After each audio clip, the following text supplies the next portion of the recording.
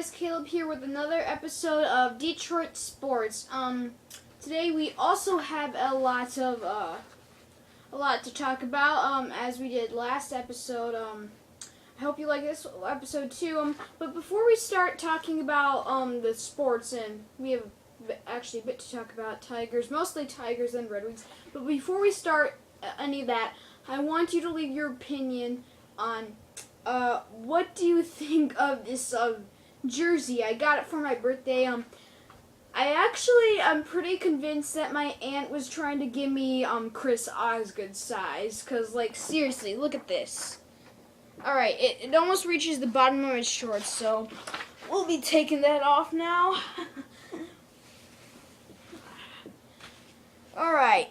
And I honestly don't know why I picked a Red Wings jersey for this episode, since Red Wings aren't having much activity lately except for the draft, and we'll talk a bit about more of that. That's actually our first topic. Oh, flag too. Just okay. So yeah. As I said, we'll be starting off by talking a bit about the Red Wings. Good news. Nicklas Lidstrom, although he was retiring from the ice, not playing on the court anymore, he will be staying in the Red Wings as an agent for the draft. I'm sorry guys, but I can't really speak about the draft picks because in football I know all the positions because they're like there's defense and offense, but in Red Wings, in hockey in the NHL.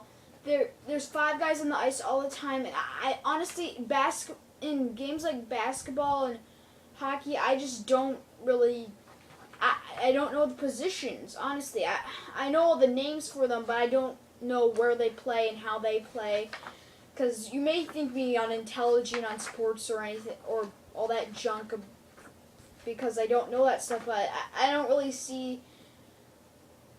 Well, there's a necessary. It's necessary for the game of hockey, but all right. Look, we're gonna leave it here. I don't know all the positions, but so plus I don't really keep track of college sports, especially hockey, because the only college sport that I watch occasionally is football. I almost never watch any of the other college sports except for basketball because Michigan State is doing well and all that. So yeah, I can't talk about the draft, but I am really happy that Nicklas Lidstrom shows his devotion to the Red Wings. There were a couple rumors that he decided to leave the Red Wings.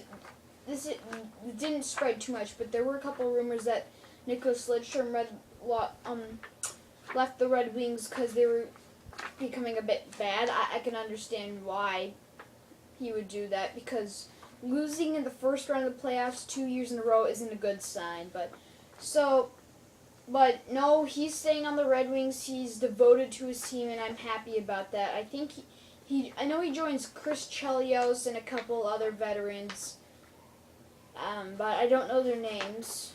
But anyway, our next topic is Justin Verlander in the All-Star game. This isn't one I want to talk about. It's not very pleasant for me to talk about this because most of you Detroit fans know what happened in that first inning. I don't remember the exact amount of runs he gave up. I think it was somewhere around 4, but it wasn't pretty, and the American League lost the All-Star game. I think it was 8-1, and ended up being San Francisco pulled ahead. But we're just going to talk about the All-Star game because Justin Verlander didn't make it, and Fielder and Cabrera also didn't make it. But the one person that was missing, and I really have no idea how they didn't pick him to be in the All-Star game, was Austin Jackson. He was completely ripped off.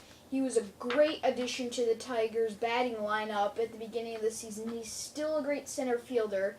So I just don't understand why they didn't let him go to the All-Star game, pick him for the All-Star game, because, of course, his batting average has lowered a bit since the beginning of the season, but still, he's a good batter. He's at the beginning of the Tigers lineup, so that proves that he's a good batter. I just don't understand why they didn't pick him. But we'll be talking about the two other picks other than Justin Verlander that went to the All-Star game, Fielder and Cabrera. Mostly Prince Fielder, because since he hasn't been doing so well, I find him questionable on whether or not he should have gone to the All-Star game, because he's just, honestly, the only reason I believe he made it to the All-Star game is because of how many rumors there was before this season started, how good he would be, what a great addition he'd be to the Tigers. But he hasn't done too well. I believe only 2 home runs, and he started out 0-11. The first 11 at-bats he had, he didn't do anything. So, I just found that disappointing, but now he's gotten a bit better.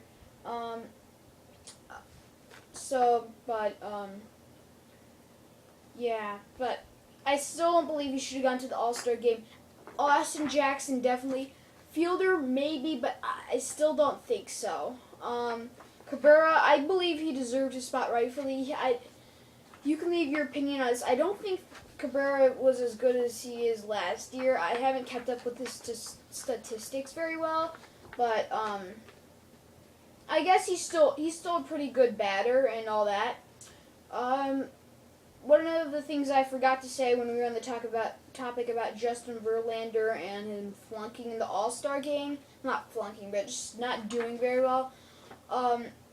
He actually handled the interviews after the game pretty well about why they're asking him what happened. And honestly, all that I think what happened, he just had a bad game. And he said in the interviews he only mentioned this occasionally because he didn't want it to become some big excuse. He wasn't trying 100%, but he was still trying, and he didn't do very well, so you have to admit that. But still, I think it was just a bad game for him, and a lot of focus, and a lot of people were shocked. Well, not shocked, but they weren't expecting to see him do as badly as he would, as he did.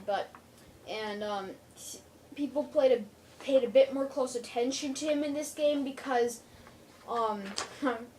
it was an All-Star game and he was the starting pitcher, but this bad game could have came at the worst time possible. But I think he just had a bad game, although I admit he could have done better. He just had a bad game, and that's it. So, and our final, Fielder and Cabrera, we have 2 more topics.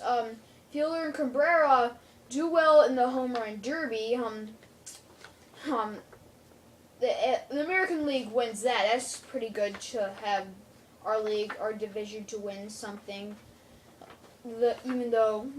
Because we didn't win the All-Star game, to lighten the burden, we won the home run derby. At least you can brag a little bit about that. But I would have rather our league have won the All-Star game than the home run derby, because the All-Star game is an actual game.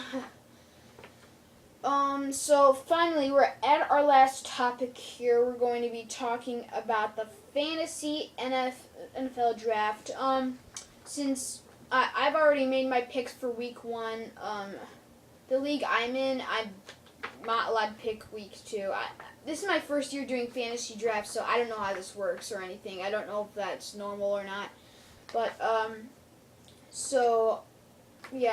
make sure you pick your Lions to be in your lineup for the fantasy draft. I picked Matt Stafford as my quarterback for week 1 since they're facing a weak defense like the Rams. Calvin Johnson as my wide receiver. He was voted number 3 in the top 100 players for 2011. So you can't let him go when he's facing a defense this week.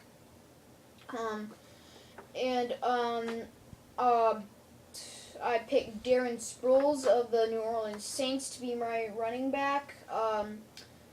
And Jimmy Graham as my tight end. He did pretty well. I like his dunks, touchdown celebration too. For my wild card, I had I picked Drew Brees because I didn't pick any.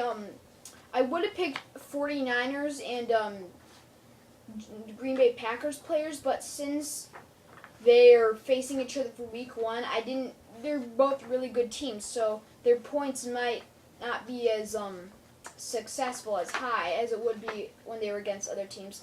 And I picked defense New York Giants. A lot of people in the league I'm in were picking the 49ers, but since they're facing an explosive offense like the Green Bay Packers for Week 1, I decided not to pick them, and I went with the New York Giants because even though the Dallas Cowboys, who they're facing for Week 1, has some good players on offense, it's not as good as the Packers.